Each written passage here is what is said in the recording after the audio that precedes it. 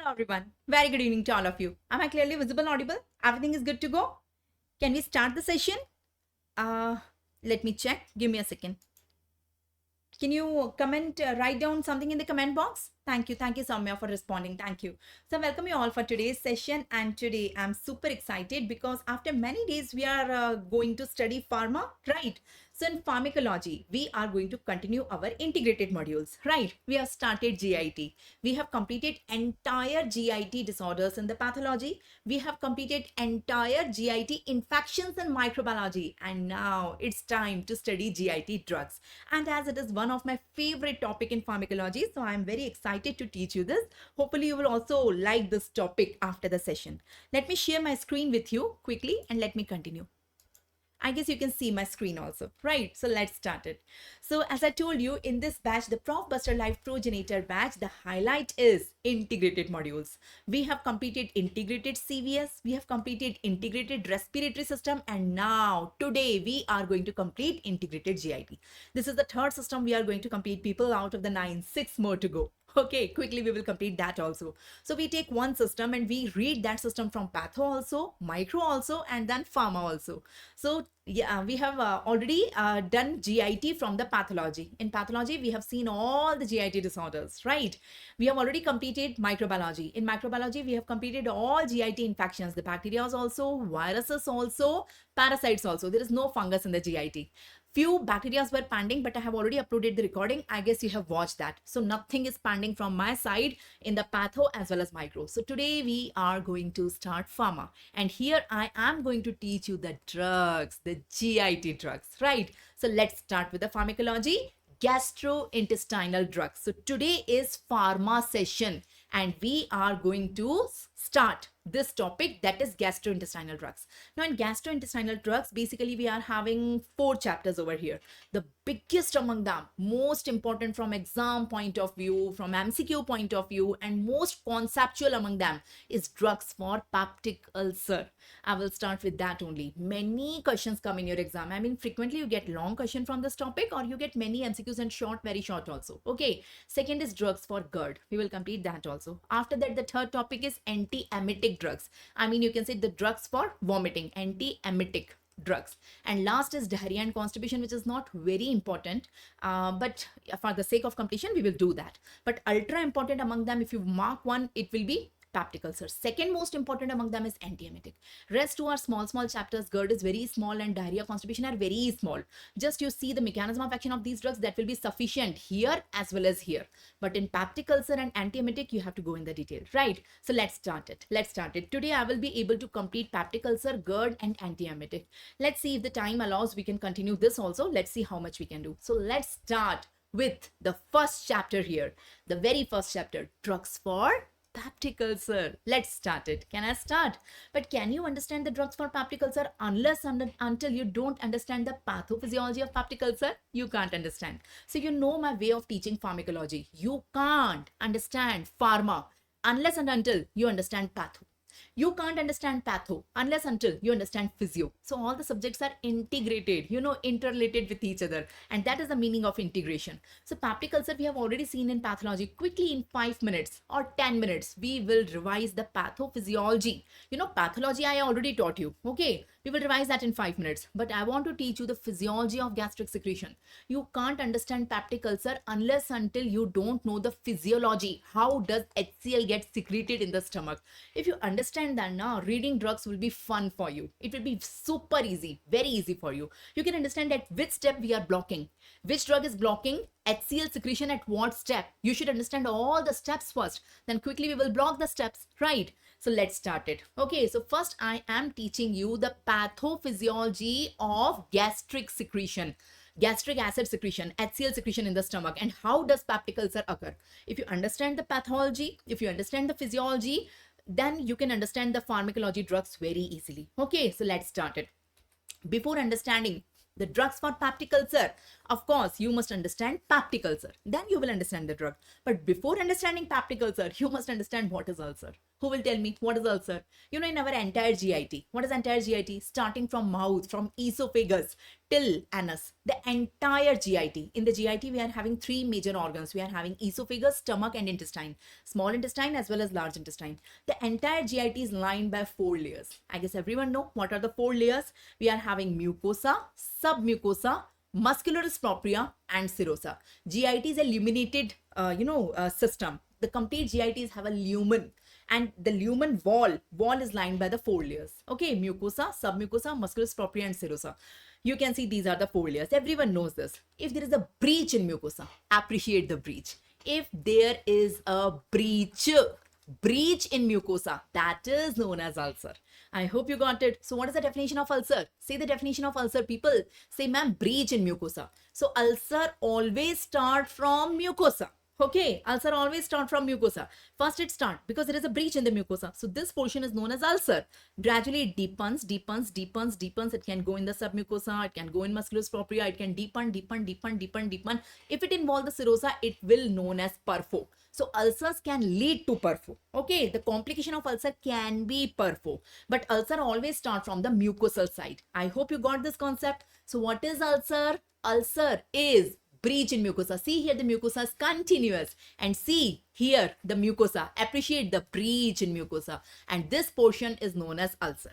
So we got it, what is ulcer. But now what is peptic ulcer? Now my topic is peptic ulcer. Now, so what is peptic ulcer? Here peptic ulcer, it is an ulcer. Of course it's an ulcer occurring in the area of GIT which is exposed to acid. So tell me, the entire GIT, which area exposed to acid? You know, human entire GIT. Let me draw it. So this is esophagus, this is stomach, this is small intestine, and here I am leading the small intestine is opening in the large intestine. Here you can see I'm drawing just a rough diagram. Okay, this is large intestine. You can appreciate. This is entire GIT. My topic today is GIT drugs. Okay, so entire GIT is lined by 4 layers. I told you. Innermost is mucosa. You can see the entire GIT. After that, there is submucosa. After that, there is muscularis propria. And outermost is the serosa. It is entire GIT. I'm not drawing entire. Okay, now anywhere, if there is a breach in mucosa, anywhere, that is ulcer. But the area which is exposed to acid. So which area is exposed to acid? Stomach is exposed to acid and duodenum is exposed to acid.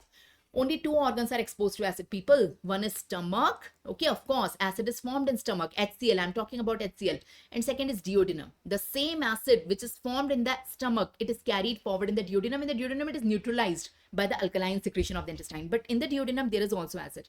So peptic ulcer occurs at 2 locations. So peptic ulcer can occur either at the stomach or it can occur in the duodenum, because these 2 portions are exposed to acid. Ulcer can occur anywhere, but ulcer due to acid is peptic ulcer. So my point is, ulcer can occur anywhere in the GIT. I am not teaching you treatment of ulcer. I am teaching you treatment of peptic ulcer. Peptic ulcer is ulcer due to acid. So which area is exposed to acid? Stomach and duodenum. So peptic ulcers are of 2 types. I guess this I taught you in pathology also. Give me a thumbs up, everyone. So what is ulcer? Tell me the definition. It's a breach in mucosa in the GIT. That is ulcer.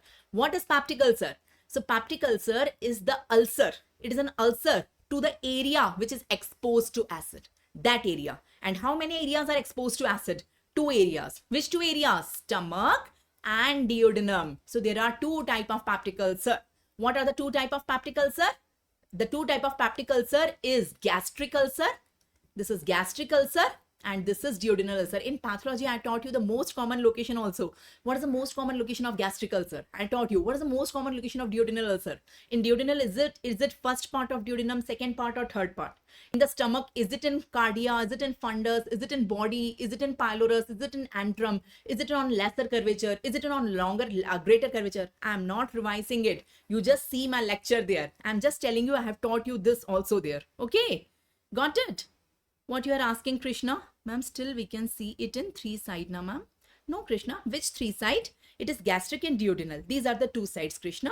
So peptic ulcer is of 2 types. Gastric ulcer and duodenal ulcer. Okay, in the gastric, in the stomach, it is occurring at multiple sites. If you are asking that, Krishna, it can occur at multiple sites, but in the stomach, okay, and in the duodenum, it occurs in first part of duodenum. So that is, you can see the breach in mucosa. Appreciate the breach. So you can see this is mucosa, this is mucosa. Appreciate the breach in mucosa which deepen. This is ulcer. You can appreciate it also. Here there is an ulcer, a breach in mucosa. I guess everyone got what is ulcer. It is of two type. I have already explained you. It is of two type, gastric ulcer and duodenal ulcer. Together it is known as peptic ulcer. What are the clinical features? Everyone know. So whenever the patient is having ulcer, either in the stomach or in the duodenum, either in the stomach or in the duodenum, if there is an ulcer, patient have dyspepsia. You know what is dyspepsia? The acid is coming in the mouth again and again. Epigastric pain, nausea, vomiting and heartburn feeling. These are the non-specific complaint patient gives. Now you have to understand the etiology well. If you understand, yes, absolutely right. You all are right. Very correct. Now, if you understand the etiology, then only you will be able to understand the drug. People, please understand. Why does ulcer occur? Peptic ulcer occur. We understood what is peptic ulcer. Peptic ulcer is breach in mucosa in GIT. The areas which are exposed to acid. That is a breach in mucosa in stomach and in duodenum. Okay, anywhere, either in stomach or in duodenum. A breach in mucosa is known as peptic ulcer. Now, why does the breach is occurring? So, you know, there are two type of factors. Please understand. Aggressive factor and defensive factor. There are certain factors in our GIT, in our stomach and duodenum, which cause ulcer. And there are certain factors which oppose it. Oppose means they protect us, defensive. So there are three aggressive factors, three defensive factors. Please understand. What are the three aggressive factors? The three aggressive factor is acid itself. Imagine someone is having much acid, high acid in the stomach. So, you know, this example I have given you in patho also. Many people eat non-veg. How many of you eat non-veg? What is non-veg? Non-veg is a piece of meat. It's a piece of meat. If we are eating a piece of meat, I mean human eat a piece of meat, the acid, HCl present in the stomach can digest it. So my question to all of you, if HCl is such a strong acid, it can digest the meat also, why don't this HCl is digesting its own wall? The stomach wall is also a meat, na? So HCl don't differentiate it is my wall, it is someone else meat. HCl cannot differentiate this is my meat or other meat. HCl should degrade all the meat. Why? Because HCl don't come in contact with the wall. Because the great God has given a barrier. There is a barrier in between. You know, who's the barrier? Can you see the yellow color? Don't see the red marks. The red marks I have drawn the H. pylori bacteria. Don't see the red one. In the yellow, I have drawn the red rods. This red rod is H. pylori. Don't see that. Can you see the yellow color? This yellow color is the mucus lining. It is mucus plus bicarbonate lining. So there, our stomach and duodenal wall is surrounded by mucus and bicarbonate lining. So the HCl present in the stomach do not come in contact, direct contact with the wall of the stomach and duodenum. Since acid is not coming in contact, it is protected, wall is protected. But imagine either HCl is too high, so it will penetrate and come in contact, or HCl is normal, it's not high. The bicarbonate or mucus layer is depleted. This yellow layer is depleted, it's thinned out or it's disappear due to any reason. So HCl will come in direct contact with the wall and it will cause breach. It will cause breach in the mucosa and it will lead to ulcer. You got my point? So who is aggressive factor and who is defensive factor? You tell me. Say, ma'am, HCl is aggressive factor. It is causing the ulcer. When acid will come in contact with the stomach wall, it will cause breach in the mucosa, of course. So it's an aggressive factor. But this yellow color lining, I mean mucus lining, mucus and bicarbonate lining, this is defensive factor because it is giving a barrier, a cover, so that HCl do not come in contact with the stomach wall. So it's a defensive. So we got one factor. So here HCl is there. Along with HCl in the stomach, you know, pepsin is also present. Pepsin is an enzyme which is secreted by the chief cell. Okay, I will teach you complete physiology today, don't worry. So HCl and pepsin. HCl can digest the wall. What is pepsin? Pepsin is an enzyme that digests the protein. You know, pepsin is an enzyme that digests the protein. So wall is made up of protein. Nah, the wall is made up of protein. So if pepsin also come in contact with the wall, it also digests the wall. Okay, so HCl can digest the wall. Pepsin can digest the wall. These two are aggressive factor. Okay, but who is preventing the contact of HCl and pepsin with the wall? Two things are preventing. One is mucus lining, one is bicarbonate lining. Both are together. So mucus and bicarbonate are the protective. So till now I taught you 2 aggressive and 2 protective. Have a look. 2 aggressive is HCl and pepsin. HCl can digest the wall, pepsin can digest the wall. And who is preventing? Mucus layer is preventing, bicarbonate layer is preventing, the yellow color layer is preventing. Now coming on the third factor. See H. pylori. What is H. pylori?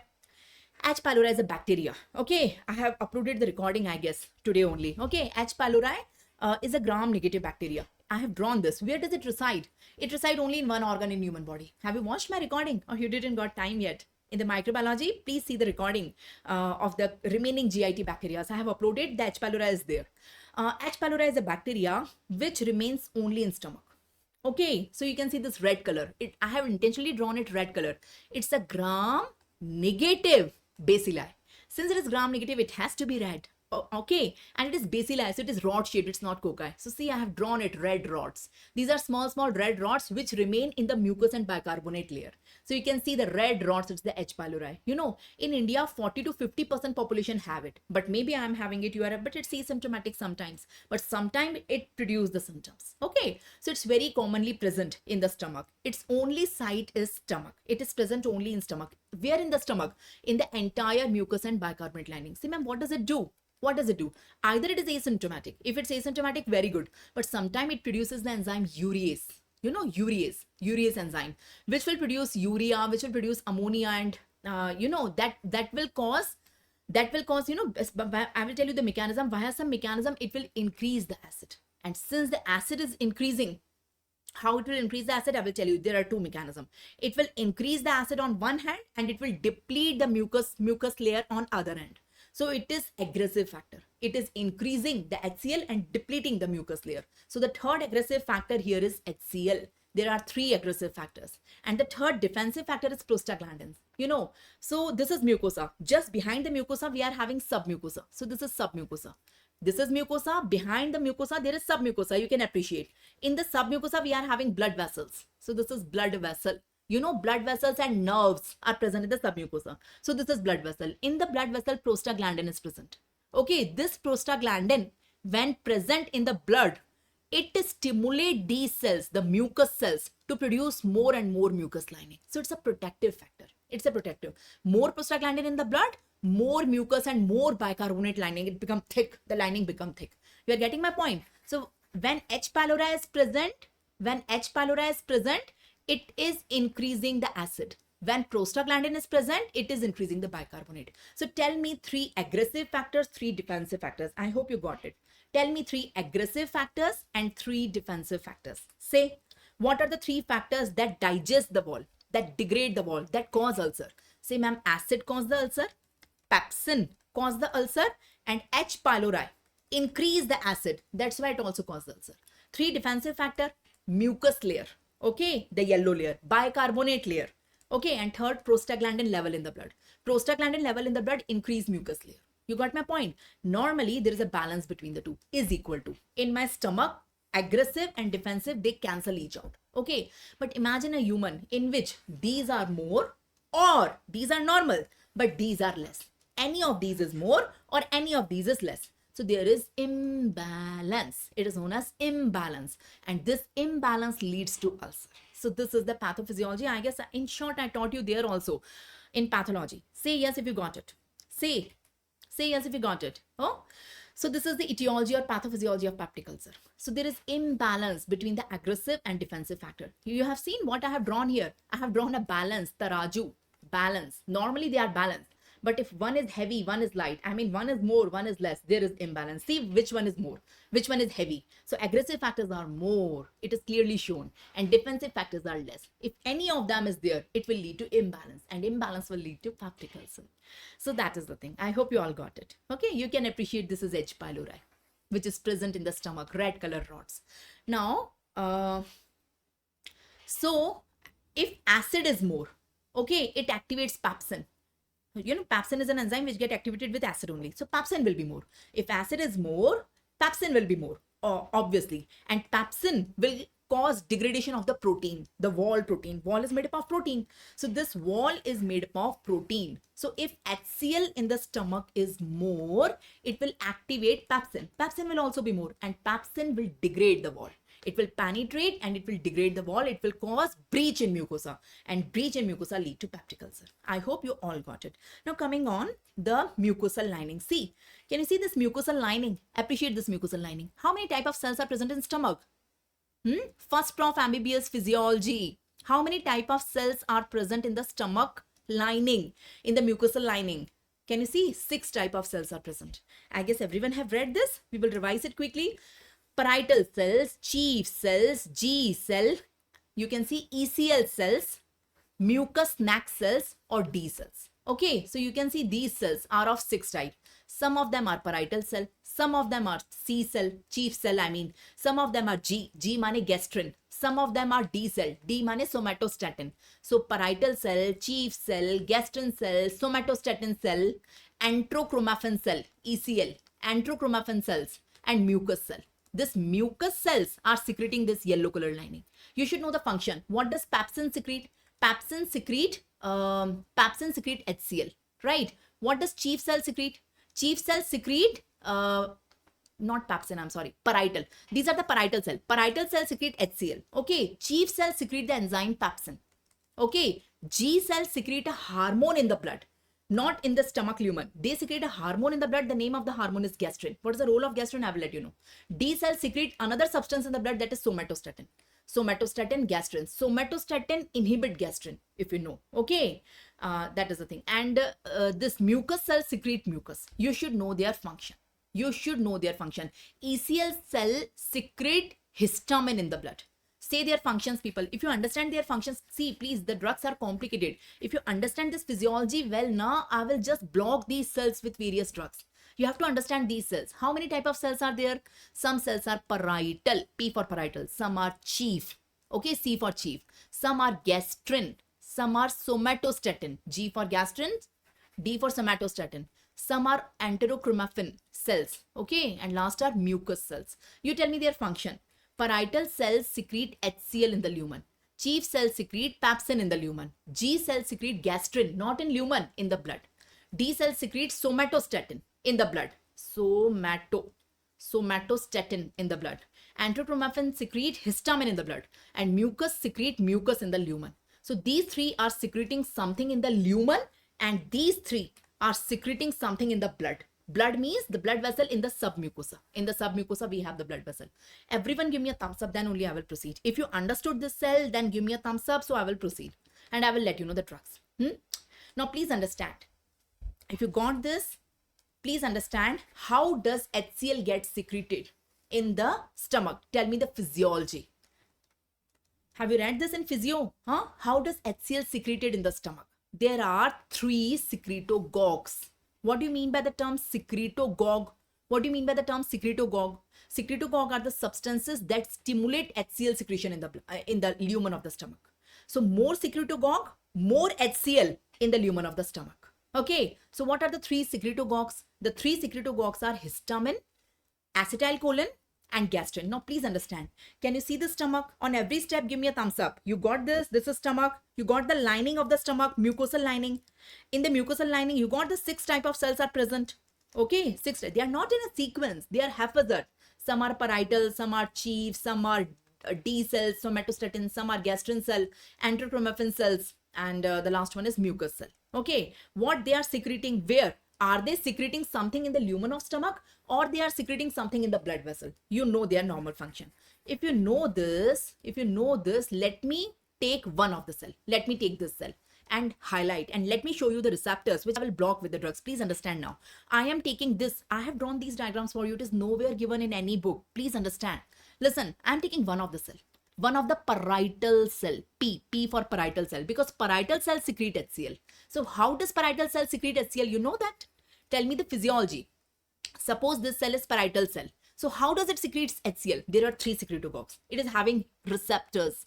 There are 4 receptors present on this surface. One more thing you please understand before I proceed. This cell, okay, this is mucosa. Just behind the mucosa, we are having submucosa. So suppose this is submucosa. In the submucosa, we are having blood vessels. So suppose this is the blood vessel of the stomach, which is present in the submucosa. Now, can you see the parietal cell or any cell? In every cell, there are 2 membranes. Appreciate. This membrane is known as luminal membrane. Luminal, because it is towards the luminal side. And this membrane, which is towards the blood capillary side, this membrane is known as basolateral membrane. Basolateral. So I will tell you some receptors are present here on the basolateral membrane, and I will tell you some receptors are present on the luminal. So you must understand what is luminal surface of a cell and what is basolateral. You should have this orientation. Otherwise, I will say that H2 receptor is present on the basolateral surface, proton pump is present on the luminal surface. You will say, what are these surfaces, ma'am? You got it? So we are talking about the organ. Step by step, go ahead. What is the organ in human body? We are talking about stomach. See the stomach. We are talking about the layers of the stomach. So see the layer. The innermost layer is the mucosa. In the mucosa, we are having 6 type of cell. You know the 6 type of cell? Currently, I am interested in one of them, parietal cell, because it is the parietal cell who secrete HCl in the lumen. Okay, parietal cell is having 2 membranes. All the cells have 2 membranes. This is known as luminal membrane and this is known as basolateral membrane. Basolateral membrane is towards the blood capillary and luminal membrane is towards the lumen. If you got this concept, see my next page. See, this yellow color cell is parietal cell. There are many cells. You can see this one, this one, this one, this one. I have taken one of the cell, which is parietal cell. So appreciate this, my parietal cell, yellow color cell. Can you see the basolateral side? And behind the mucosal lining, I have drawn the blood capillary, which is present in submucosa. Appreciate my blood capillary. Appreciate my blood capillary. Can you see my blood capillary? Now appreciate the 4. 1, 2, 3, 4 receptors present on the yellow color parietal cell on the basolateral side of the parietal cell. First, you appreciate them. Then I will tell you the pathophysiology. You are getting my point. What are the 4 receptors? The first receptor is CCK2. Okay, this is a receptor. Okay, when gastrin come and bind here, what will happen? I will let you know. It is a receptor for gastrin. The second receptor is H2. Okay, histamine. You know, I taught you autocoids. In the autocoids, I taught you histamine. There are 4 receptors in histamine, H1, H2, H3, H4. If you remember, H1, H2, H3. H4 is minor. H1, H2, H3. See, I taught you this in autocoids. H2 is present on the gastric gland. Just for proving, I have put this table. You can correlate. Got it? So you can see this H2. H2 is present here on the basolateral surface of this. When histamine will come and bind here, what will happen? I will let you know. First, see what is coming and binding on these receptors. The third receptor is muscarinic, M3. Muscarinic. How many type of muscarinic receptors? 3. M1, M2, M3. So M3 is present. Remember that table M1, M2, M3. Okay, पहले खाओ फिर दिल लगाओ बाकी सब बाद में. I taught you this mnemonic. So M3 is present here on the parietal cell, basolateral surface of. So when acetylcholine come and bind here, what will happen? I will let you know. First, you understand these 3 receptors. CCK2 receptor is a receptor for gastrin. H2 receptor is a receptor for histamine. And M3 receptor is a receptor for acetylcholine. The 4th receptor, these 3 are secretagogues. When these will come and bind with their corresponding receptor, it causes HCl secretion. How? I will let you know step by step, but let me warn, it's complicated. But let me tell you this thing, if you understood this now, drugs will be done just in 5 minutes. But you have to understand this pathophysiology. Although you have already read this in physiology, if I wish, I can directly start with the pharmacology. I don't waste my 1 hour. But you don't have understanding if I directly start pharmacology. Got it? So please, you do revise your physiology here. Listen. So these are the 4 receptors. What are the name of the, first you tell me 3 receptors. CCK2 receptor, that is a receptor for gastrin. When gastrin come and bind here, it secrete HCl. How? I will let you know. Second is H2. When histamine come and bind with H2, it secrete HCl. How? I will let you know. Third is M3. When acetylcholine come and bind with M3, again HCl gets secreted. How? I will let you know. But the 4th one is the protective. It decreases HCl. It is EP3. The name of the receptor is EP3. It is a receptor for prostaglandin. When prostaglandin come and which is present in the blood, it is coming and binding here. It is decreasing HCl. You got my point? Say yes if you are getting it. Listen everyone. Again, last time. So you can see what I'm showing you. Appreciate my stomach. Appreciate the lining of the stomach. In the lining, the mucosal lining of the stomach, there are 6 type of cells. You know the 6 type of cells. I am talking about parietal cell. So this cell is a parietal cell, the yellow color cell in the lining. On the yellow cell, there are 2 membrane, luminal membrane and basolateral membrane. The basolateral membrane is towards the blood capillary. On the basolateral membrane, there are 4 receptors. 1, 2, 3, 4. So what are the 4 receptors? CCK, H2, M3 and EP3. Okay. CCK is for gastrin. It's a receptor for gastrin. H2 is receptor for histamine. M3 is receptor for acetylcholine and EP3 is receptor for prostaglandin. So when gastrin, histamine and acetylcholine come and bind with their respective receptor, it stimulates the parietal cell. How I will let you know? I will let you know. It secretes HCl. But when prostaglandin come and bind with its corresponding receptor, it inhibits this parietal cell and it decreases HCl. Everyone give me thumbs up on this. Then I will let you know the further steps over here. I will let you know the further story. One more thing here I would like to tell you. This was the scene present on the basolateral membrane. On the basolateral membrane, we are having 4 receptors. You didn't ask me, ma'am, what about the luminal membrane? On the luminal membrane. So parietal cell is having 2 membrane now. Basolateral membrane towards the blood. Luminal membrane is towards the lumen of the stomach. On the luminal membrane, we don't have a receptor. We don't have even single receptor. We have a pump. We don't have receptor, but we have a pump. The name of the pump is proton pump. It is known as proton pump, PP, proton pump. It is a pump. You will say, ma'am, what is this pump? This pump take potassium inside the cell. In exchange of potassium, it gives proton out. Proton, H positive is proton. Can you see H positive? It is giving proton. This proton after coming bind with chloride and form HCl. So this is a pump which is secreting HCl in short. Actually, it don't secrete HCl. It secrete H, proton, H. This H combined with Cl and form the HCl. This is how HCl formed. You are getting my point. So ultimately, again, I am saying, listen, when gastrin come and bind with CCK, when histamine come and bind with H2, when acetylcholine come and bind with M3, these 3 things are stimulating the proton pump. And proton pump is secreting more and more HCl. But when prostaglandin come and bind with EP3, it is inhibiting this pump. So HCl will be less. Say, got it? This is the pathophysiology. I hope you got it. I hope you got it. Okay, this is the same diagram, I guess. Now, we are done with, now see my next diagram. I have drawn 7 diagrams in a sequence like a story. Okay, in the next version, after progenitor batch, it will be in the form of animations.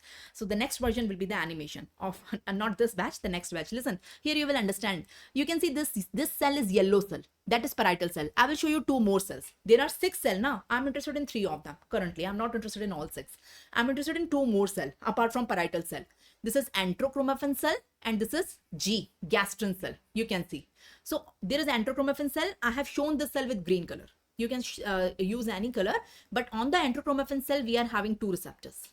CCK2 and M3, the same CCK2 and M3 which is present on parietal. On parietal, we have 4 receptors, but on enterochromaffin, we have only 2 receptors. Okay, I will tell you the complete mechanism. First, you understand the receptors on the basolateral surface only. On the luminal surface, nothing. Enterochromaffin cell have nothing over there. Okay, the third cell is gastrin cell. Gastrin cell, they don't have any receptor. They secrete gastrin. They secrete gastrin in the blood. Gastrin is a hormone which is secreted in the blood via these cells. Once the gastrin will come in the blood, it will go and act on the CCK2. CCK2 is a receptor for the gastrin. I hope you get it. Okay, so please understand. My yellow cell is parietal cell. Appreciate the 4 receptors on that. Appreciate, let me correct my statement. Yellow cell is the parietal cell. Appreciate 4 receptors on the basolateral surface and 1 pump on the luminal surface. Appreciate the green cell. The green cell is enterochromaffin cell. Appreciate the 2 receptors on the basolateral surface. No pump, only 2 receptors. And gastrin cell is G cell. You appreciated that. One more cell I have shown here, ganglionic cell. You say, what is this ganglionic cell? Is it present in the lining? No, lining don't have this cell. Lining have the 6th cell. You know the name of this cell. Now, this is mucosa, na? Below the mucosa, behind the mucosa, we are having submucosa. In the submucosa, we are having this blood vessel. Okay, but along with the blood vessel, we are having nerves also. Nerves matlab myenteric plexus. You know, myenteric, Mashner and myenteric plexus. In this myenteric plexus, this ganglion cell is present. So this is a cell in the submucosa. Along with the blood vessel, this cell is there. So blood vessels and nerves are present in the submucosa. So it is a ganglionic cell. The ganglionic cell is having muscarinic and nicotinic receptor. So when acetylcholine come, it binds with the muscarinic receptor, nicotinic receptor. Okay. So I hope you got all the receptors on all these cells. Now I will tell you the pathway. What happens when we eat? We eat so easily. We don't think what will happen. But I will tell you what will exactly happen. We eat, HCl comes in the stomach. We know that. But what is the complete pathway? I will let you know here. So we eat, HCl come in the stomach. But how? All these receptors will be involved. So if you want to understand the drugs for peptic ulcer, you have to reduce acidity. You have to reduce HCl secretion. But how to reduce? Before that, you have to understand how it is formed. If you understood how it is formed, we will block the various steps And we will understand the mechanism of action of various drugs. We will reduce the HCl formation in drugs for peptic ulcer. So first you understand how HCl is formed physiologically when we eat food. What is happening here? Everyone give me a thumbs up if you all got the 4 type of cells. Parietal cell, their receptors. Enterochromaffin cell, their receptors. Gastrin cell, no receptor, but you understand what does it doing. And ganglion cell, which is a cell present in the myelinic plexus of the submucosa. If you all got this, let's start. Let's begin. Okay. So I taught you parietal cell, enterochromaffin cell, and G cell. Chief cells are also there, mucous cells, D cell, but currently they are of no use. D cell I will let you know here, but I hope you got the overview. Now let's start it. Suppose this is my stomach. Okay, it's a healthy stomach. Suppose it's my stomach and I am eating the food. Maybe it's breakfast, maybe it's lunch, maybe it's supper, maybe it's dinner. Okay, whatever it is. If I'm eating the food, what will happen? As soon as the food, this is the food. See, everyone here, this is the food. So food is going here, here, here. When food go in the stomach, it give a signal to the gastrin cell, G cell. The first cell gets stimulated is G cell. Okay, it give a signal to the G cell. So whenever I eat food, see one thing, 2 things will happen. Number 1, it is giving a signal to the G cell because it will give a pressure effect on the G cell. So whenever I eat anything, the pressure effect will be there on the G cell, and G cell came to know that food have arrived. As soon as G cell will receive the signal from the food, it secrete gastrin in the blood. What gastrin will do, I will let you know later on. Just keep it on hold. Keep it on hold. Okay, gastrin is coming in the blood from the G cell whenever we are eating food. Number 1. Number 2, whenever we eat food, it's a parasympathetic stimulation. You know now autonomic nervous system. I taught you ANS, right? Sympathetic, parasympathetic. So whenever we are eating, we are relaxed. Obviously, we are relaxed. That's why we are eating. In emergency, we don't eat, right? So we are eating. It means we have a relaxed state in our body. So vagus comes in the role. Okay, vagus means parasympathetic stimulation. So whenever we eat food in the brain, vagus stimulation occur and it secrete acetylcholine. This acetylcholine go via blood and act on the nicotinic and muscarinic receptor of the ganglion cell of the stomach. This is the ganglion cell which is present in the submucosa, okay, in the myelinic plexus. This ganglion cell gets stimulated and it secrete acetylcholine in the blood. On the next slide, I will show you both. See people, see. 2 things arrived in the blood. As soon as I eat food, 2 things came in my blood. Which color shall I use? All colors are already used. Okay. You can see 2 things arrived in the blood whenever I am eating food. So whenever I am eating food, the food is going in the stomach and stimulating the G cell. G cell secrete gastrin in the blood. And whenever I am eating food, the vagus stimulation, it is secreting acetylcholine. Acetylcholine secrete acting on the ganglion cell, and ganglion cell secrete more acetylcholine. So ganglion cell gets stimulated by the acetylcholine and it is secreting more acetylcholine. Please see this, okay, in the blood of the stomach. So stomach blood vessel contain 2 things now. What 2 things? Tell me 2 secretagogues. So 2 secretagogues are present here. Say gastrin and acetylcholine. What does they do now? What does they do now? Now see the further story. Can you see gastrin? Can you see acetylcholine from where they have arrived whenever we are eating food? From where they have arrived? You got it? Now see what they will do. See. So this gastrin and acetylcholine, everyone see, they will go on enterochromaffin cell, ECL cell. Can you see the green cell? The green cell, ECL cell is having the receptors for both of them. Okay, so acetylcholine go and bind with the M3 receptors and gastrin will go and bind with the CCK2 receptor. So here they are going and binding here and stimulating the enterochromaffin cell. As soon as the enterochromaffin cell gets stimulated, it secrete histamine in the blood. So 3rd thing also came. So first 2 things are coming and these 2 things are bringing their 3rd friend. So total 3 friends, the triplet friend is there. All 3. Now what all 3 will do together, please understand. First, gastrin and acetylcholine are going to ECL. They are binding with their corresponding receptors on ECL and ECL got stimulated. Once the ECL got stimulated, ECL is secreting histamine in the blood. So now total 3 things are there. Gastrin is already there. Acetylcholine is already there. Histamine also arrived because of these 2. Now all 3 will go and bind on the parietal cell. All 3. You know how? Which 3? Say. So CCK, gastrin will go and bind with the CCK. Acetylcholine will go and bind with the M3 and histamine will go and bind with the H2. So here, here, here, and this will stimulate the proton pump, and acid will come in the stomach. These three are secretagogues. I tried my best to explain you. If you have understood this, understanding drugs will be very easy for you. How many of you got it? How many of you got it? Say, people say the same story I have written. Now imagine, anyone have any doubt? Please claim now. Otherwise, once I will proceed, I will not come on this diagram again. This is the master diagram for today. I will teach you all mechanism of action of all drugs in this diagram. This is my today's diagram. If you understood this, then only you will be. So Sunita, which step you didn't got it? See, imagine, Sunita, this is for you. See, if a human is eating the food, okay, suppose I am eating the food. So this is the food. It is going in the esophagus. It is going in the esophagus. It is going in the lumen of the stomach. As soon as food reach in the lumen of the stomach, it stimulate the G cell, gastric cell. Okay, the first step you can see here. I have given an arrow from the food to the G cell. Once the G cell gets stimulated, it secretes gastrin in the blood. Make it on hold. Okay, gastrin is already there in the blood. Second thing, whenever we eat food, okay, it stimulates the ganglion cell. Okay, and it secretes acetylcholine in the blood. So in short, if you understood, it's good. If you didn't understood, you learn whenever we eat food, two things come in the blood. Which two things are coming in the blood? Gastrin and acetylcholine. From where gastrin is coming? Via gastrin cell. From where acetylcholine is coming? From the ganglion cell. Now what does these two will do? Total we need three things. Okay, but two of them are already there. Third one is not there. Now these two will go on the enterochromaffin cell. On the enterochromaffin cell, we are having their receptors. We are having M3 receptor for acetylcholine. We are having CCK2 receptor for the gastrin. So they will go and act on the corresponding receptors on ECL cell. So ACH will go and bind with M3. Gastrin will go and bind with the CCK2. Okay, and they will secrete histamine in the blood. Once ECL gets stimulated, ECL, what does ECL do? Normal function of ECL. ECL secrete histamine in the blood. But ECL will not secrete histamine as it is. When acetylcholine and gastrin, one of them or both together, they are coming and binding with their receptor, then only histamine will come in the blood. So this is how histamine is coming in the blood. Say yes. Now total three things are there in the blood. Gastrin is already there, acetylcholine is already there, and histamine also arrived because of these two. So total triplet is there. All these three will go and act on the three cells of the parietal. Now these all will go on the parietal cell.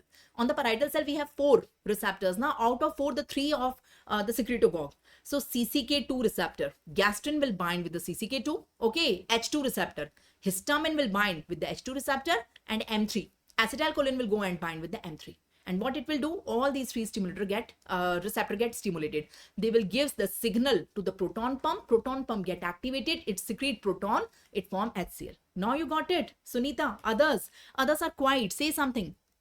Yes, histamine is most important, Rakesh. Definitely, histamine is the central secretagogue. Although there are three, but the central secretagogue is histamine, which is coming indirectly. It is not coming directly on eating food.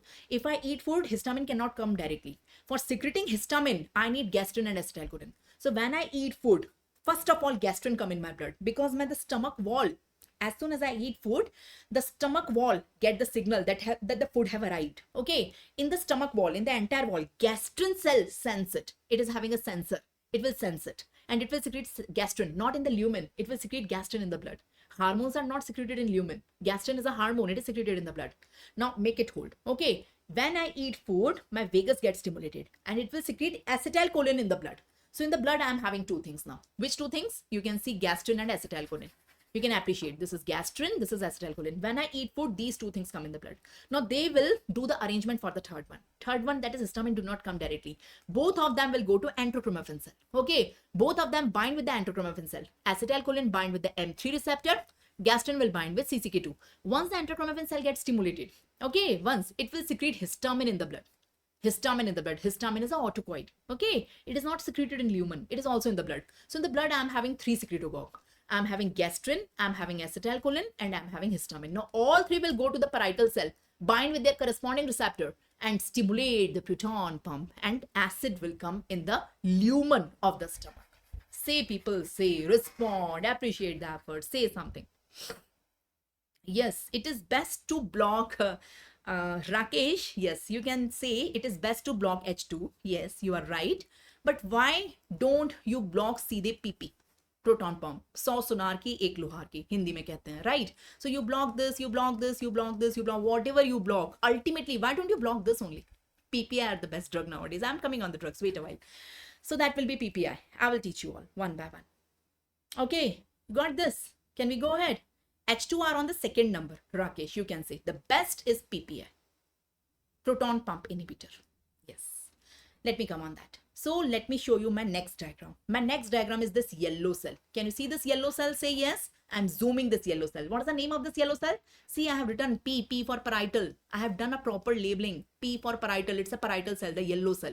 So let me zoom this yellow cell over here. So in the books, this diagram is given and student don't have even orientation. What is the cell?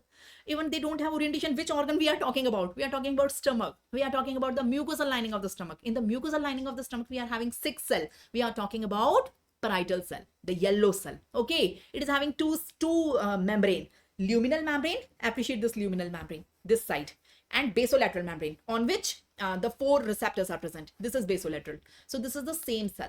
Appreciate its luminal membrane. Appreciate this one. And appreciate its basolateral membrane having 4 receptors. Appreciate it. Now you can correlate this diagram over here. If I don't show you this diagram and directly start from here, you will say, ma'am, what's happening? We don't understand. What is luminal surface? What is basal? Now you have orientation. We are talking about this cell. You can see on the luminal surface, we are having PP, proton pump. Appreciate this proton pump. Say yes. Appreciate this proton pump. And on the basolateral surface, I want all of you to appreciate the 4 receptors. What are the 4 receptors? CCK2, histamine, H2, gastrin, and EP3. You know they are secretagogues. Okay, so whenever I eat food, in my blood, gastrin come. From where the gastrin is coming? Gastrin is coming from the G cell, right? Whenever I eat food, acetylcholine come. Acetylcholine come from the ganglion cell. So this is coming from the G cell. This is coming from the ganglion cell. Ultimately, I am having both. Both of them go to the enterochromaffin cell. Okay, and they bring the third, histamine. If all 3 are present, they all are going to the parietal cell. This is a parietal cell. Appreciate. So gastrin is acting on CCK2, histamine is acting on H2, acetylcholine is acting on the G receptors. And they all appreciate once the receptors got stimulated. You see, these 3 receptors got stimulated. You can see CCK got stimulated, H2 got stimulated, G got stimulated. They are giving signal. They are giving signal to the proton pump. Proton pump got activated. Proton pump is secreting proton in the lumen. This is the lumen of the stomach. You can appreciate. This is the luminal surface. Okay. And this proton will form HCl. Done. Got it? It is M3 rather than G. Yes, you are correct, Rakesh. It is M3. You can say yes. By mistake, it is G. It is M3. You can make a correction. So it is M3. Absolutely right. Puram, yes, absolutely right. Okay, can we go ahead? Say yes. Huh? Till now, anyone have any confusion? This is a diagram given in the book, but I don't like this diagram. It is very messy. Okay, this one is a good one. So this is the modified version of this diagram I have drawn. Okay, and this is the super modified version. I have shown you the entire scenario. Done. If you understood this, things will be very easy. You can understand the entire pathophysiology in the form of a video. You can understand what is happening. So whenever we eat food, first of all, gastrin is coming from the G cell. Second, acetylcholine is coming from the ECL cell. Both of them are going to the ECL cell and secreting the histamine. So all 3 secretagogues are coming one by one. I have shown you 3 cells over here. And finally, these 3 will go to the parietal cell and act on their receptor. Give me a thumbs up, people. Appreciate the efforts I'm doing. Say, out of these 3, histamine is the main one is histamine. Okay, it is acting directly on the parietal cell. Other two are acting indirectly. Okay, their main role is means what other 2 are doing. Listen. We have gastrin in the blood. Everyone here. We have acetylcholine in the blood. So if they wish, instead of going to ECL, they don't go to ECL. They can directly go to the parietal cell and stimulate the parietal cell. You can ask this. Huh? Why don't they go directly to the parietal cell? Here and here, they stimulate the parietal cell. They don't take histamine with them, but they can do so. They do so. This is their direct action. Direct action is very weak. They are very weak. So some HCl will come in the lumen, but not much. But if they take histamine with them, histamine is the strong secretagogue. So first these 2 go to the ECL to take their third friend with them. So first they will go to the ECL and stimulate CCK2 and M3. So it got stimulated and it will secrete the histamine in the blood. Then all 3 will go to the parietal cell and stimulate the parietal cell. Okay, everyone got it? Yes. So this is the thing, and Yeah, one more thing, the fourth receptor. The fourth receptor is prostaglandin, na? EP3 receptor. I have not mentioned anything about that. So I have mentioned about CCK2, H2, M3, but I have not told you anything about the EP3, na? EP3 is the receptor for the prostaglandin. So when prostaglandin present in the blood, it come and bind on EP3, and what it will do? It will do two things. It will do two things. Let me tell you the two things over here. Just a second. So when prostaglandin is coming, prostaglandin present in the blood, it bind with this EP3 receptor. You can see prostaglandin binding with the EP3 receptor. It is having two roles. These are known as cytoprotective role. Number one, it inhibit this receptor, this pump. EP3 inhibit this pump. So less acid or no acid will come, or less acid will come. It inhibit acid secretion by inhibiting the pump. It don't stimulate the pump. It inhibit the pump. Number one. And it make the mucus lining thicker. So here we have a mucus lining. Now I have drawn yellow color lining, the mucus lining, bicarbonate. It makes it more thicker. So that is why we call prostaglandins have cytoprotective role. So that is a double role of prostaglandins. Now the last thing over here, you can see one more thing. Just a second. In this diagram also, you can see here, we have made positive, positive, positive over here. I mean, these three things are stimulating this pump. CCK2, H2 and M3. These are stimulating this pump. But EP3, I have drawn a negative. Okay. It means it is inhibiting this pump. So these three are stimulating the pump. Okay, PP, that is proton pump. But prostaglandin is inhibiting the pump. Appreciate my plus minus. Appreciate my plus and minus. You have to draw this diagram in your exam. You are getting my point. So in your exam, you have to draw a cell. Label this cell as parietal cell. Parietal cell. So you should label it properly. There are 6 types of cell. We are talking about parietal cell. You should label this is luminal surface or luminal membrane. And this side, it is basolateral. This is your correct labeling. Okay, so you can do the reverse. It's your choice. But one side should be luminal, one should be basolateral. On the luminal, you should be able to draw the pump. And in the pump, the exchange should be correct. Okay, so potassium influx and proton efflux. This proton will form the HCl in the lumen. Now draw the receptors. I will draw 4 receptors. 1, 2, 3, 4. The first receptor is CCK2. Second is H2, third is M3, and third is EP3. Fourth is EP3. So here I will make the arrows. This, and this. They stimulate this pump, and this one inhibit the pump. Okay, when they will do so? When their corresponding agonist will come. I mean, agonist for CCK2 is gastrin. Agonist for H2 is histamine. Agonist for M3 is acetylcholine. And agonist for EP3 is prostaglandin. Okay, so prostaglandin inhibit the pump and these three stimulate the pump. Give me a thumbs up. This is how you are drawing in your exam. If you draw this, you will get the marks. Now I will block them and you will understand the drugs very well. Okay, one more thing before I start the drug. H. pylori, last thing. What about the H. pylori? I didn't tell you the role of H. pylori in this entire scenario. Let me tell you what does H. pylori do. H. pylori inhibits somatostatin and somatostatin inhibit gastrin. उल्टे का उल्टा सुल्टा हिंदी में कहते हैं. What do you mean by that? Normally somatostatin inhibit gastrin. Okay, somatostatin balance gastrin, inhibit gastrin, and H. pylori is inhibiting. See the minus sign. It is inhibiting somatostatin.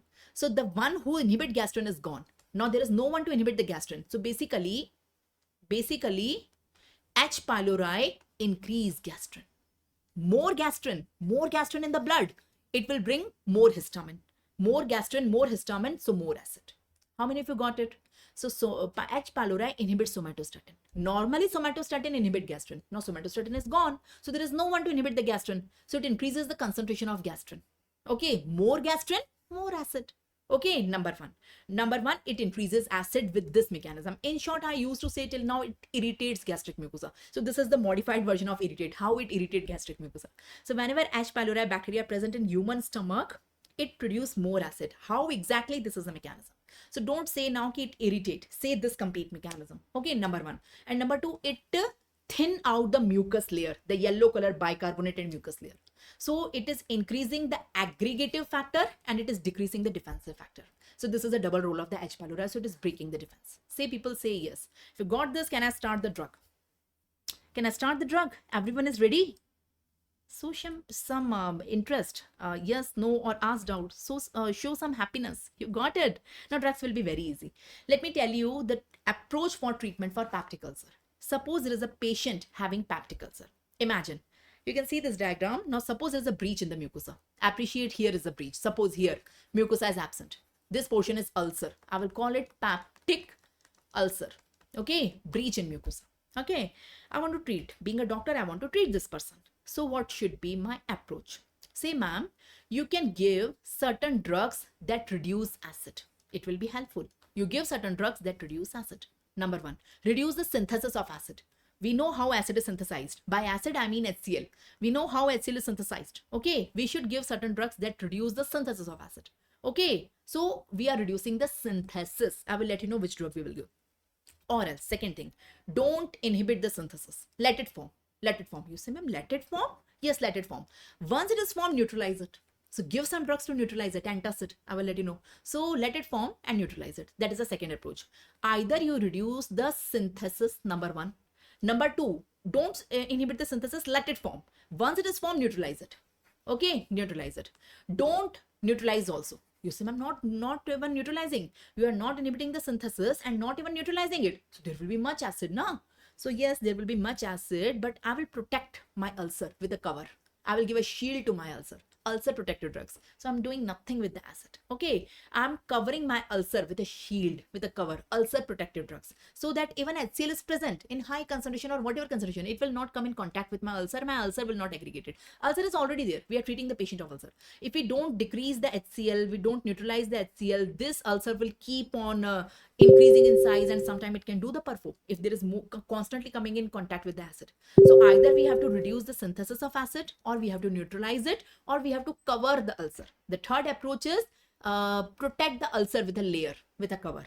Okay, or the fourth approach, kill H.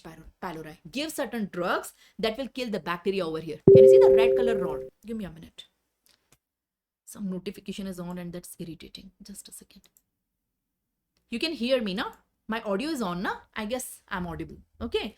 So give some drugs that is inhibiting the H. pylori. Okay. So if H. pylori is killed, automatically HCl secretion will become normal, because H. pylori is irritating the mucosa and increasing the HCl. So these are the four approach, people. These are the four approach. Say yes. Ma'am, taking food causes mechanism of release of acid. Ma'am, then why there will be peptic ulcer when we don't take food? Krishna, there is always a basal secretion. I didn't told you, but HCl, yeah, there are two type of secretion of the HCl. A basal secretion is already there, whether we eat or we don't eat.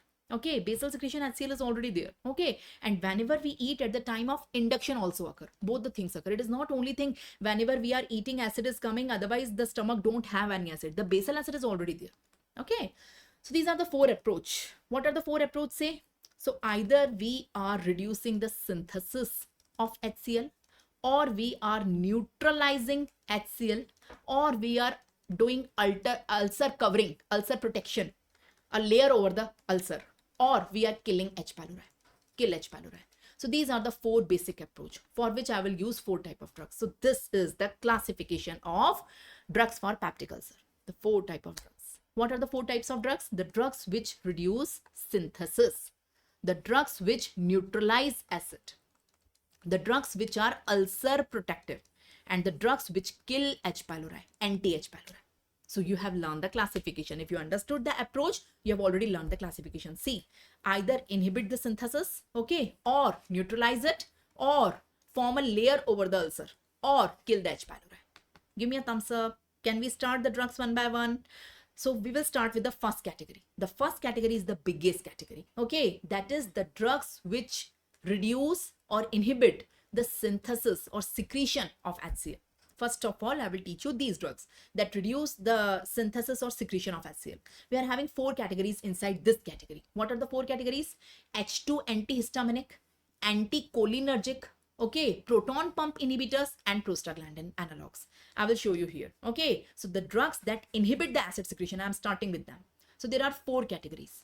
Okay, you understand. So either we block H2, okay, H2 receptor, that is histamine is the main analog now, secretagogue. If we block it, acid secretion will be less. Or sonarchy, cloharchy, block PPI. Okay, proton pump inhibitors, via proton pump inhibitors block the proton pump.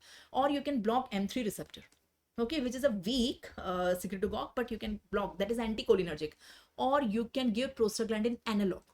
more prostaglandin, because prostaglandin is protective. So these are the 4 categories. Via doing these 4 things, you can inhibit or decrease the synthesis of HCl. Okay, after that I will come on the category that neutralize HCl, that is antacid. I will come on the category that form a protective covering, and in last anti-H pylori drug. One by one we will take them. Currently, let's start with the first one. The drugs that reduce the secretion of HCl. The first category. We will make a master chart. You know my way of teaching. So first we are making a master chart between these 4. And then we will make second master chart between remaining all. Okay, so in 2 master chart, we will finish this chapter. So take out your pen, copy. People, we are starting the chapter now. So please take out your notebooks, take out your pen and start filling with me.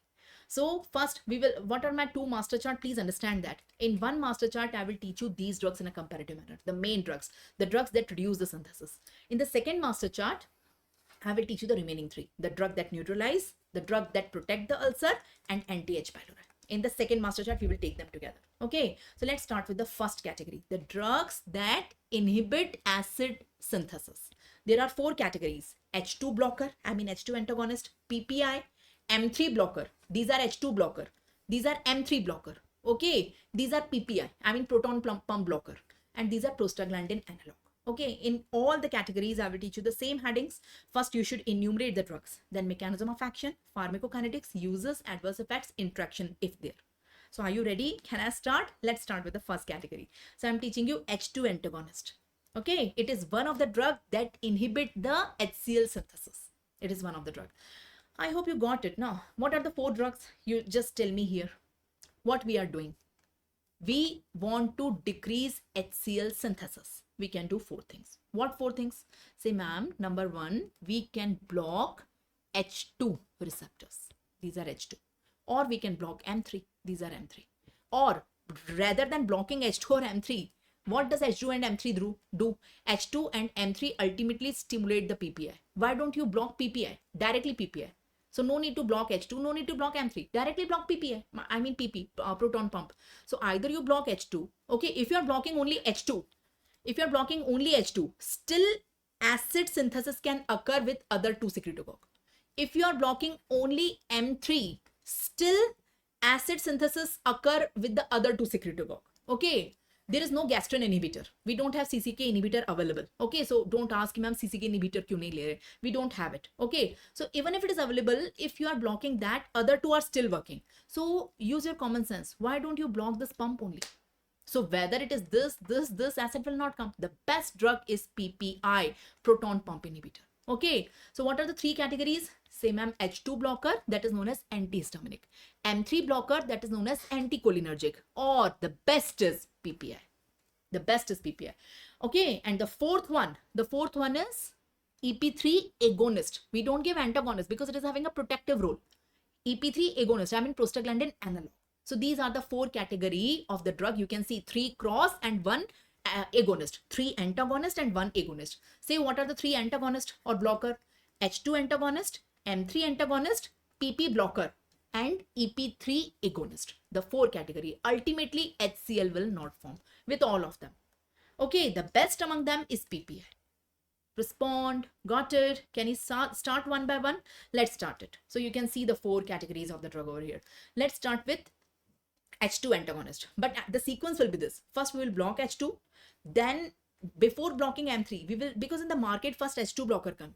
Then PPI came. Hello everyone. I hope you found this concept clear and easy to understand. If you would like to dive deeper into this topic and master it with full-length lectures, you can subscribe my app, that is MedLive by Dr. Priyanka. So, join me for the live sessions where we break down the complex topics in a way that makes them simple and high yield for exams. See you inside.